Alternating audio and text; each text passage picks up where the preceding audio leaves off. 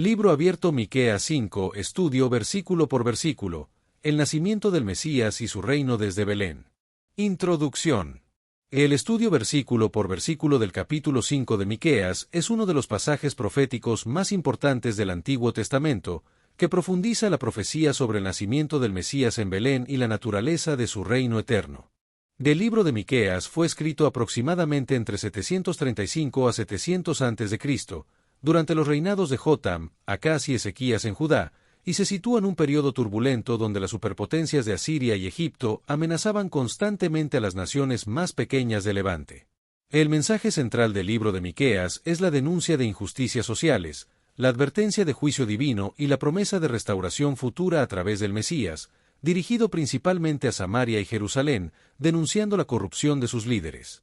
La estructura del capítulo 5 de Miqueas presenta un contraste notable entre el juicio y la esperanza, comenzando con una escena de humillación para Israel, pero rápidamente transitando hacia la promesa gloriosa del Mesías, que incluye la promesa de un gobernante que nacerá en Belén, de origen eterno, que pastoreará con poder divino y traerá paz. El profeta Miqueas. El profeta Miqueas, cuyo nombre significa «quien como Jehová», nació en Moreset, una pequeña aldea agrícola en la región de Judá, y profetizó durante el mismo periodo que Isaías, aunque desde una perspectiva más rural y enfocada en las injusticias contra los campesinos. Miqueas es conocido por su elocuencia poética y uso de juegos de palabras en hebreo, y su ministerio se caracterizó por su sensibilidad hacia los oprimidos y su denuncia de las injusticias sociales, representando la voz de los marginados en un periodo de gran turbulencia política y social. El ministerio del profeta Miqueas se caracterizó por su valiente denuncia de la corrupción de los líderes políticos y religiosos,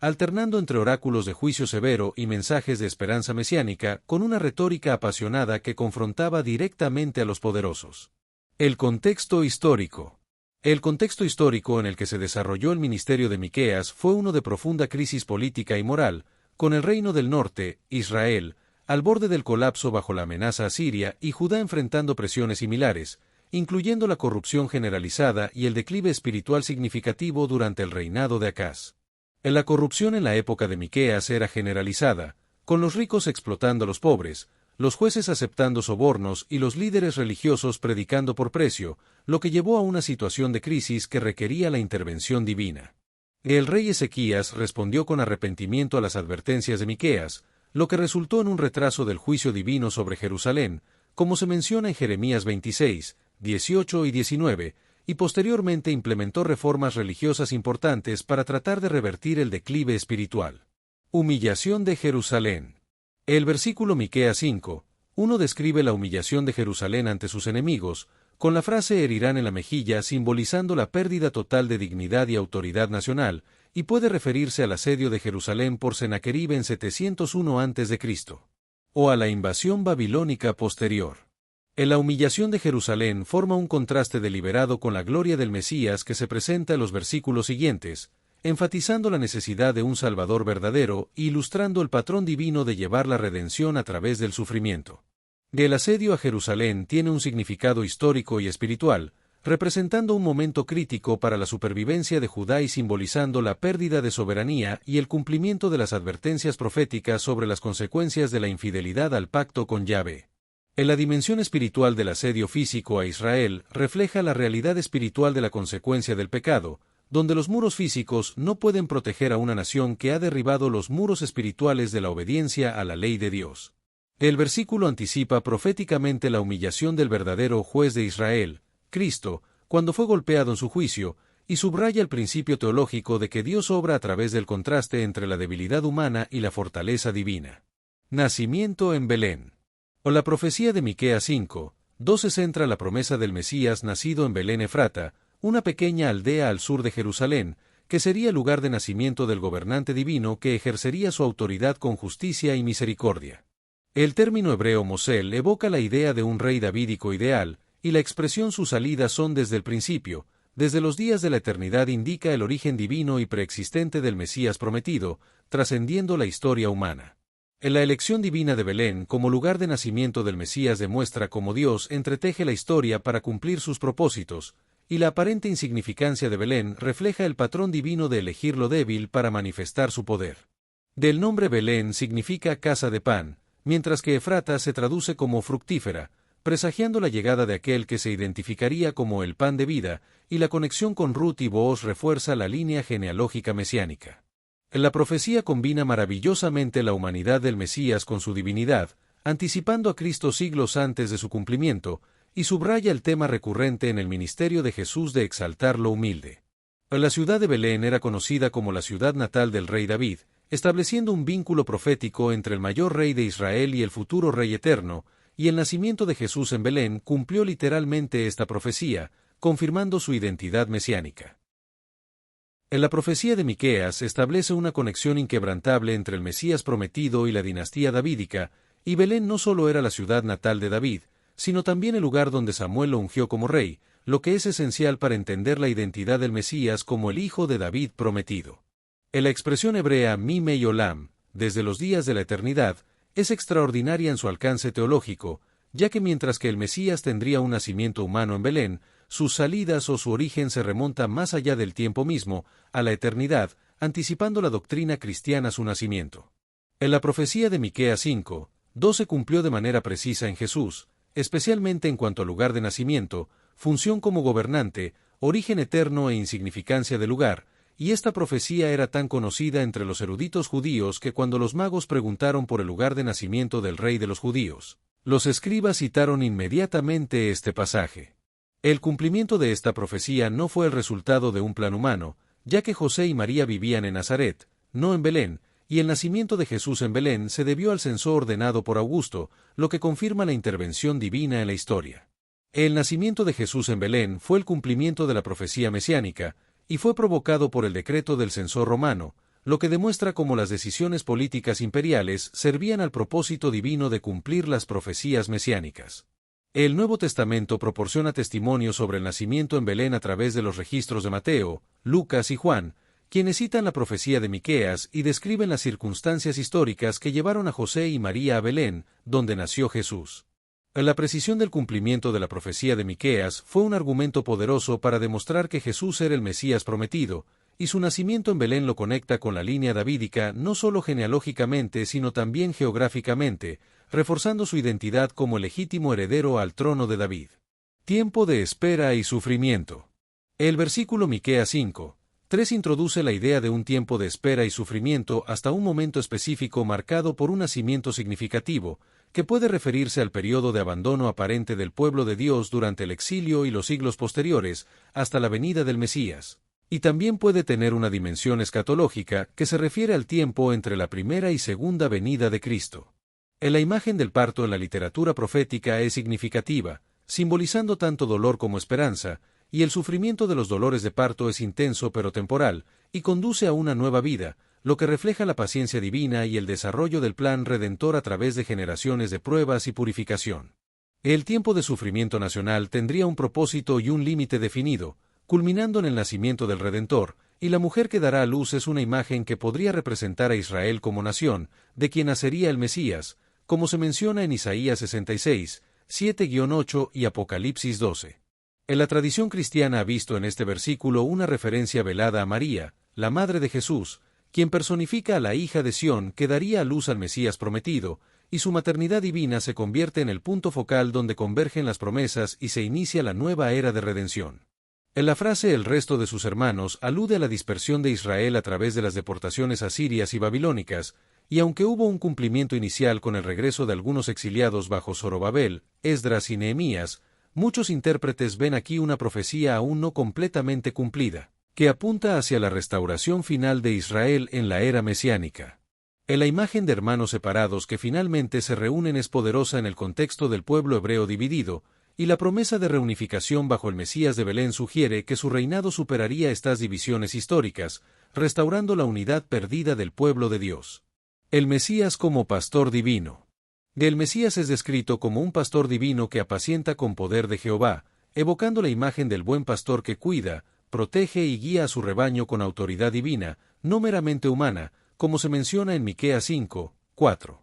La profecía de Isaías 7:14 sobre la Virgen que concebiría refuerza la conexión entre María y el Mesías, y el Evangelio de Lucas presenta explícitamente a María como el cumplimiento de las esperanzas de Israel, especialmente en el Magnificat, destacando la importancia de la figura de María en la profecía mesiánica. En la frase con la grandeza del nombre de Jehová su Dios refleja que el Mesías gobernará representando plenamente el carácter y la autoridad divina, actuando en perfecta armonía con la voluntad de Dios, y estableciendo su función como protector, proveedor y guía espiritual. El Mesías apacentará con el poder de Jehová, lo que significa que su autoridad deriva directamente de Dios, y no de fuentes humanas o políticas, y que tendrá la capacidad de defender y cuidar a su rebaño con poder y ternura pastoral.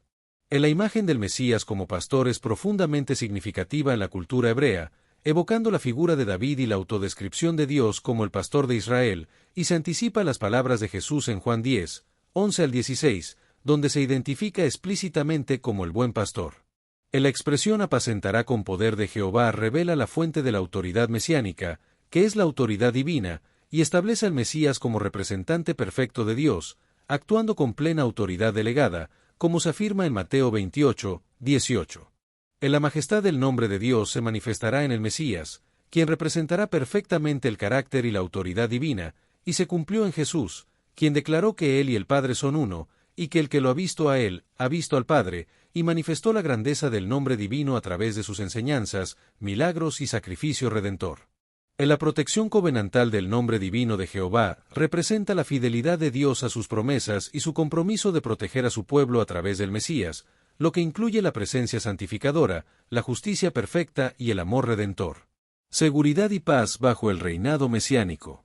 En la seguridad y paz bajo el reinado mesiánico se caracterizan por la seguridad completa, la ausencia total de amenazas y la eliminación de temores, lo que se refleja en la promesa de habitarán seguros, que tiene un significado profundo para los contemporáneos de Miqueas y trasciende lo político para abarcar dimensiones físicas y espirituales. La grandeza del Mesías se extenderá hasta los confines de la tierra, abarcando el Medio Oriente, Europa, África, Asia y América, lo que representa una expansión radical de la visión mesiánica y un reino universal que trascenderá todas las fronteras étnicas y geográficas, como se menciona en otras profecías del Antiguo Testamento, como Salmo 2, 8 y Isaías 49, 6. La paz que trae el Mesías es única porque se identifica como una persona, y no solo como un estado o condición, lo que se refleja la formulación «Este será nuestra paz», y abarca la liberación de la dominación extranjera, la restauración de la soberanía bajo el gobierno divino y la reconciliación con Dios, sanando la ruptura causada por el pecado y restaurando la comunión perfecta con el Creador. El cumplimiento de estas promesas se encuentra en la paz que Cristo ofrece a sus seguidores, como se menciona en Juan 14, 27, y se anticipa en la Nueva Jerusalén descrita en Apocalipsis 21 y 22, donde el pueblo de Dios habitará en perfecta seguridad por la eternidad. Y también se refleja en el mandato de Jesús de hacer discípulos a todas las naciones, como se menciona en Mateo 28, 19 y 20. En la paz mesiánica, como se describe en el libro de Miqueas, incluye una dimensión de seguridad y protección contra las amenazas tanto físicas como espirituales que perturban la tranquilidad humana, y se refleja en la palabra hebrea Salom, que implica totalidad, bienestar, prosperidad y plenitud en todas las dimensiones de la vida. Del Mesías es descrito como nuestra paz y como príncipe de paz, y su misión central incluiría establecer una paz auténtica y duradera, no mediante conquista militar sino a través de un sacrificio redentor, como se menciona en profecías como Isaías 9, 6 y 53, 5. Jesús cumplió esta profecía en múltiples niveles, estableciendo la paz con Dios mediante su cruz, paz entre judíos y gentiles derribando el muro de separación, y paz interior a través del Espíritu Santo, como se explica en Romanos 5, 1, Efesios 2, 14 al 17 y Filipenses 4, 7. Victoria sobre Asiria. En la profecía de Miqueas 5, 5 y 6 se refiere a la victoria sobre Asiria, que representaba la amenaza más inmediata para Judá en tiempos de Miqueas, y ofrece esperanza inmediata frente a este temible enemigo, y más allá del cumplimiento histórico, Asiria representa a todos los poderes hostiles al reino de Dios. En los 7 pastores y 8 hombres principales simbolizan la plenitud del liderazgo divino que Dios levantaría para defender a su pueblo contra sus enemigos, y la imagen de victoria sobre Asiria conecta la esperanza mesiánica con la realidad política inmediata que enfrentaban los oyentes de Miqueas. En la promesa del Mesías no solo se refiere a bendiciones espirituales, sino también a la liberación tangible de la opresión, y su cumplimiento se extiende a la victoria definitiva de Cristo sobre todos los poderes que se oponen al reino de Dios. En la expresión 7 pastores y 8 hombres principales simboliza la perfección y un nuevo comienzo en el liderazgo divino, y sugiere que bajo el reinado del Mesías, Dios levantará un liderazgo abundante y diverso para guiar y proteger a su pueblo. El simbolismo numérico de 7 pastores y 8 hombres principales también indica que la victoria sobre los enemigos del pueblo de Dios no depende de la fuerza militar convencional, sino de la provisión sobreabundante del liderazgo divino. En la liberación de la opresión asiria tiene un significado literal e interpretación simbólica, ya que Asiria representa todas las fuerzas opresoras que se oponen al reino de Dios, y su liberación se manifiesta en la victoria de Cristo sobre el pecado, la muerte y los poderes demoníacos. O la tierra de Nimrod simboliza los imperios opresores, ya que Nimrod fue el fundador de Babel y Nínive, ciudades que se convirtieron en centros de imperios opresores, y su nombre se convirtió en sinónimo de oposición al orden divino. En la profecía sobre la liberación de Asiria respondía a la crisis geopolítica que enfrentaba Judá, y su cumplimiento parcial ocurrió cuando el ejército de Sennacherib fue destruido milagrosamente frente a Jerusalén, según se relata en 2 Reyes 19:35. En la interpretación simbólica de la liberación de la opresión asiria se extiende al Nuevo Testamento, donde se manifiesta la victoria de Cristo sobre el pecado, la muerte y los poderes demoníacos, ofreciendo una libertad más profunda y duradera que cualquier liberación política, como se menciona en Colosenses 2:15 y Efesios 4:11 al 13. En la tierra de Nimrod se utiliza como una representación simbólica de todos los poderes imperiales que se oponen al reino de Dios, estableciendo un patrón que continuó con Babilonia, Persia, Grecia y Roma, y que se caracterizó por ser centros de idolatría y sistemas religiosos idólatras que seducían al pueblo de Dios hacia la apostasía. La mención de la tierra de Nimrod en la profecía añade una dimensión teológica y evoca la historia de rebelión humana contra Dios desde sus inicios, representando el resurgimiento del orgullo humano y la oposición al plan divino, y anticipa el triunfo final del reino de Dios sobre todos los sistemas humanos que se exaltan contra el conocimiento de Dios. En la victoria sobre la tierra de Nimrod se logrará a través de la autoridad mesiánica y el poder de la palabra y el espíritu, y no mediante violencia física, sino a través del poder transformador del Evangelio, que derrota sistemas opresores al renovar corazones y mentes, y se cumplirá en la segunda venida de Cristo, cuando todos los reinos de este mundo se conviertan en el reino de nuestro Señor. En la imaginería militar en el pasaje, como la espada y las puertas, se utiliza para comunicar verdades espirituales más profundas, como el juicio divino y la victoria completa sobre las fuerzas del mal, y se reinterpreta en el Nuevo Testamento, donde la espada del Espíritu es la palabra de Dios y las puertas del Hades no prevalecerán contra la Iglesia. El remanente de Jacob. El remanente de Jacob se describe como rocío divino que ejercerá una influencia vivificante y refrescante entre las naciones, trayendo bendición divina de manera silenciosa pero efectiva, independiente del poder o la aprobación humana, y se convierte en un agente de bendición para las naciones, en lugar de solo ser sobrevivientes de un juicio. En la metáfora del rocío transforma la imagen del remanente, que ya no es solo un grupo de sobrevivientes, sino que se convierte en un símbolo de bendición refrescante, provisión divina y renovación silenciosa pero efectiva que llega sin intervención humana, y que representa la influencia refrescante y vivificante del pueblo de Dios en medio de la sequedad espiritual de las naciones. El video de Miqueas 5 analiza la importancia de la dependencia exclusiva de Dios, no del hombre, como fuente de toda bendición espiritual y renovación, utilizando la metáfora del rocío para ilustrar la influencia transformadora y silenciosa del remanente fiel en el mundo. El remanente fiel ejerce una influencia refrescante, nutritiva y vivificante en el mundo, contrastando con la sequedad espiritual de las culturas paganas, y ofreciendo esperanza donde antes había desolación, demostrando la generosidad sorprendente de Dios hacia todos los pueblos. En la misión del pueblo de Dios es ser agentes de bendición para todas las naciones, ejerciendo una influencia transformadora que preserva, ilumina y vivifica, como se menciona en Mateo 5:13 al 16, donde la Iglesia es llamada a ser sal y luz en el mundo. En la dependencia exclusiva de Dios se caracteriza por la soberanía divina, la rendición humana, la confianza completa y la obediencia radical, y se enfatiza que el remanente fiel deriva su poder y eficacia exclusivamente de Dios, no de la autoridad, aprobación o recursos humanos.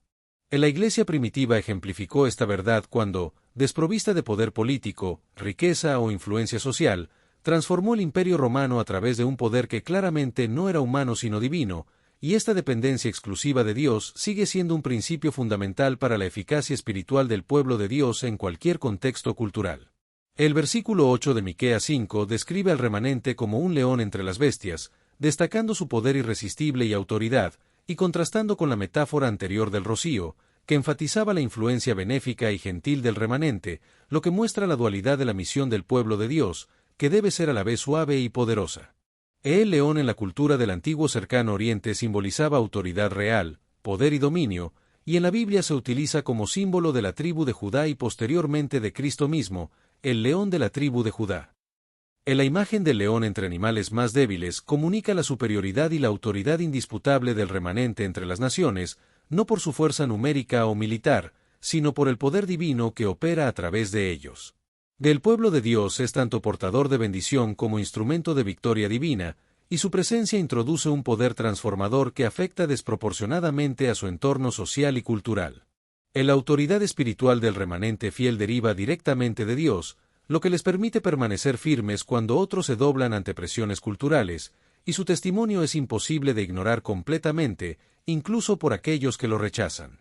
La imagen del león anticipa la autoridad espiritual que Cristo conferiría a sus seguidores, y la Iglesia primitiva manifestó este poder leonino no a través de la fuerza física o política, sino mediante la proclamación intrépida del Evangelio y la demostración del poder del Espíritu. En la declaración de Miqueas 5:9 promete la victoria definitiva del pueblo de Dios sobre todos sus adversarios, sin excepción y condición, y la imagen de la mano alzada simboliza victoria, dominio y autoridad en la cultura del antiguo cercano oriente. Los enemigos del pueblo de Dios incluyen naciones opresoras como Asiria, pero también abarcan todas las fuerzas que se oponen al reino de Dios y al bienestar de su pueblo, y la victoria del pueblo de Dios es un triunfo definitivo y completo. La promesa de que todos los adversarios serán destruidos indica que ninguna fuerza opositora prevalecerá finalmente contra el propósito divino, lo que consolida las imágenes anteriores del león victorioso y asegura que el triunfo del remanente fiel es cierto. Esta certeza se fundamenta no en el poder humano del remanente, sino en la fidelidad de Dios a sus promesas y su poder soberano sobre la historia, lo que ofrece esperanza en medio de la amenaza asiria y asegura que aunque las fuerzas que se oponen al reino de Dios puedan parecer abrumadoras temporalmente, su derrota final está garantizada. Purificación del pueblo de Dios. En Miqueas 5:10-15, se describe la purificación del pueblo de Dios, que incluye la eliminación de la falsa seguridad militar, física, hechicerías y superstición, y la idolatría, lo que es esencial para el establecimiento del reino mesiánico. La repetición del verbo destruir en primera persona enfatiza que esta purificación es obra directa de Dios, no un logro humano, y la lista exhaustiva de elementos que serán eliminados indica que la purificación será completa, sin dejar ningún aspecto de falsa seguridad o idolatría. La destrucción de carros y caballos se refiere a la confianza en el poder militar, que es una tentación constante de Israel, y se alineaba con otras denuncias proféticas contra la confianza en el poder militar, como las de Isaías y Oseas, y se fundamenta en la ley de Moisés, específicamente en Deuteronomio 17:16. La purificación del pueblo de Dios también incluye la eliminación de fortificaciones, prácticas ocultistas y idolatría, lo que indica que la purificación será completa y que el pueblo de Dios debe confiar en Dios en lugar de depender de medios humanos para su seguridad y protección. La purificación mesiánica se refiere a la eliminación de prácticas y actitudes que se oponen a la dependencia en Dios, como la confianza en la fuerza militar y en estructuras defensivas físicas, y se encuentra expresión en la enseñanza de Jesús de que su reino no es de este mundo. Juan 18:36. La comunidad mesiánica está llamada a confiar no en el carro y el caballo, sino en el nombre del Señor, Salmo 20:7, y a buscar primero el reino de Dios, como enseñó Jesús, en lugar de acumular riquezas o construir graneros más grandes. Lucas 12:16-21. La destrucción de ciudades fortificadas y fortalezas simboliza la eliminación de la confianza en estructuras defensivas físicas y la dependencia a la protección divina, ya que estas estructuras defensivas creaban una ilusión de invulnerabilidad que a menudo llevaba a una peligrosa autosuficiencia y alejamiento de la dependencia en Dios. La promesa de destruir las ciudades y derribar las fortalezas aborda la tendencia a confiar en medidas de seguridad humanas en lugar de en Dios, y no implica que Dios se oponga a medidas prudentes de seguridad, sino que condena la tendencia a confiar ultimadamente en estas medidas en lugar de en Él. En la destrucción de hechicerías y adivinos se refiere a la eliminación de prácticas ocultistas que representaban un intento de asegurar bendición, protección o conocimiento del futuro a través de medios no divinos, y que constituían una forma de infidelidad espiritual tan grave como la idolatría física. En las prácticas ocultas, como la hechicería y la adivinación, violaban la exclusiva dependencia de Dios y usurpaban la prerrogativa profética divina, y la purificación mesiánica incluiría la eliminación de toda dependencia de tales prácticas, restaurando la exclusiva confianza en la revelación y provisión divina. En la Iglesia primitiva experimentó la verdad de que la verdadera seguridad proviene de la presencia de Cristo, y no de protecciones institucionales, y que la dependencia en Dios es fundamental para la seguridad y la protección. Falsa espiritualidad e idolatría.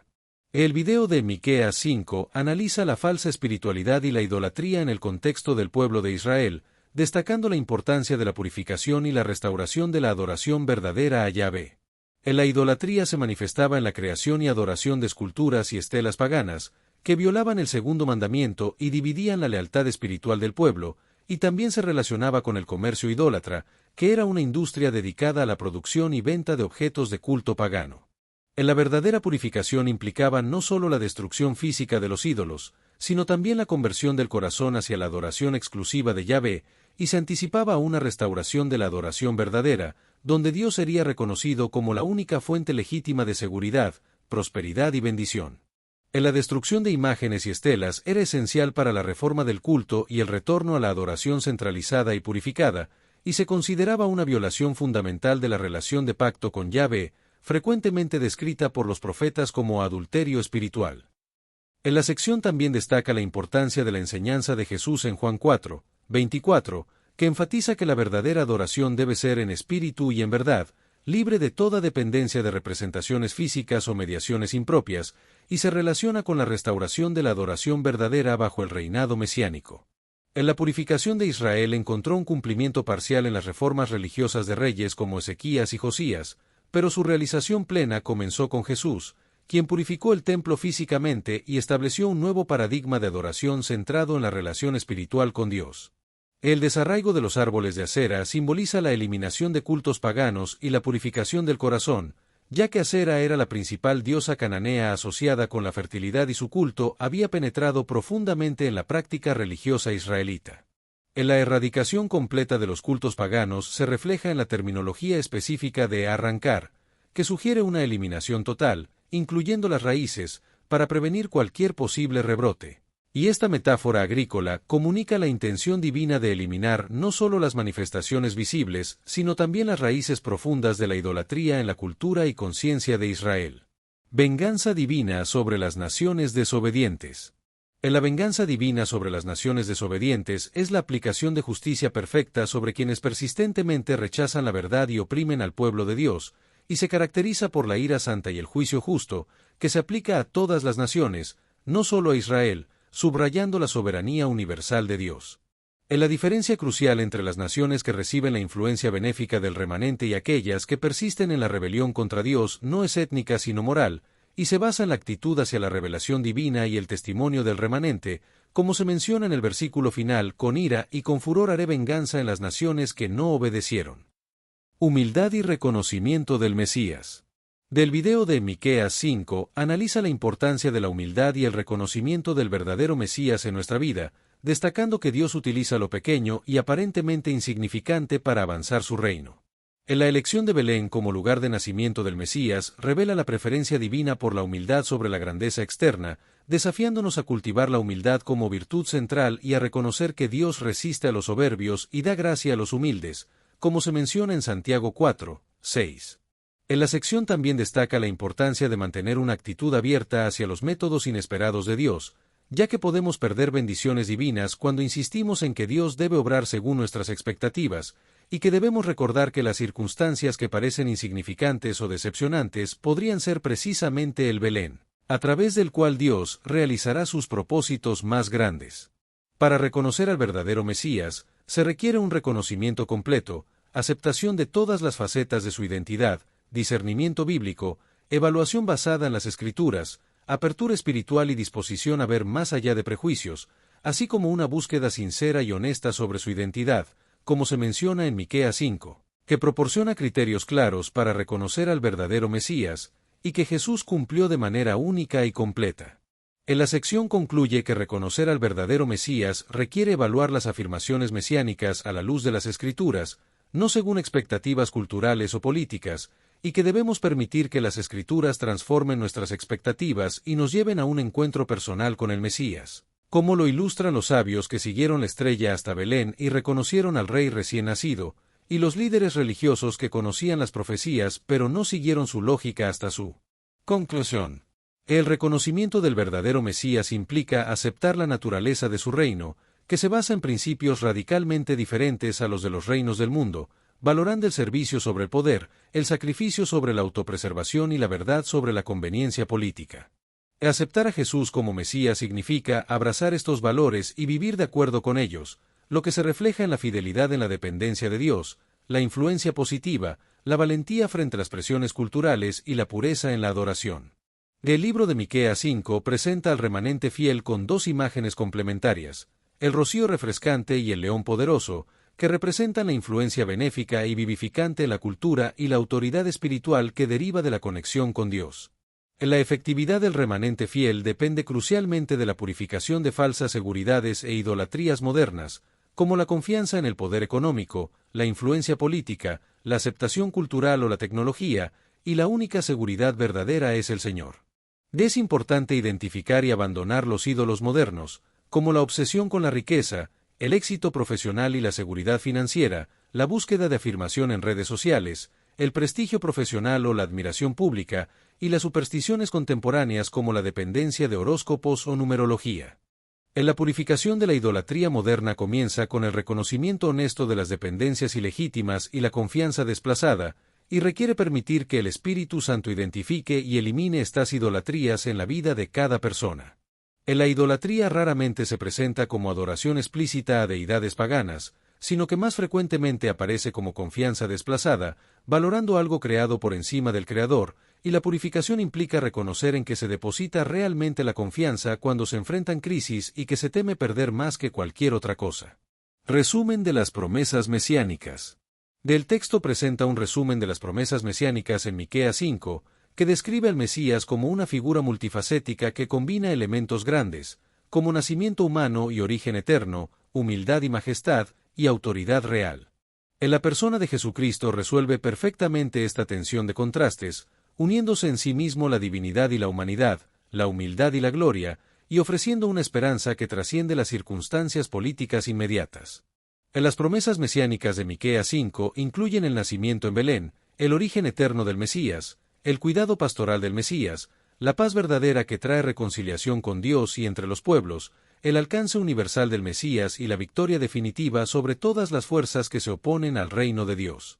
El cumplimiento de las profecías mesiánicas se desarrolla en varias etapas, incluyendo la primera venida de Jesús, que nació en Belén, manifestó autoridad divina y estableció su paz a través de la cruz, seguida de la era de la Iglesia, en la que el reino mesiánico avanza a través del testimonio del remanente fiel. En la segunda venida de Cristo marcará el cumplimiento pleno y definitivo de las profecías, cuando establecerá su reino perfecto, completará la purificación de toda idolatría y traerá juicio justo sobre toda rebeldía persistente, lo que culminará en el reino eterno descrito en Apocalipsis 21 y 22.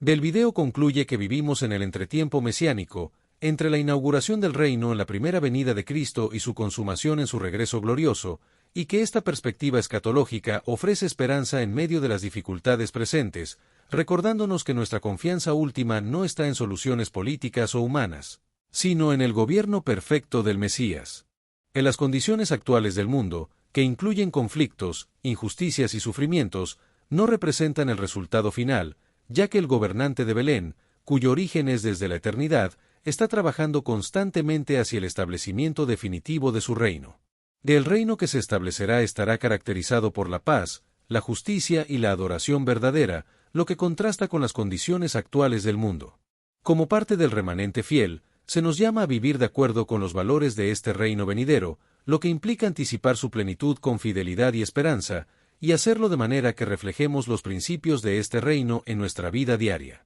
Final del video. Mañana nos espera una nueva jornada, pero hoy, detente a meditar. ¿Estoy caminando a la luz de su palabra? Suscríbete si aún no lo has hecho, comparte este video, y recuerda. Todo se trata de Jesús, el Mesías prometido, el Cristo viviente, nuestra esperanza eterna.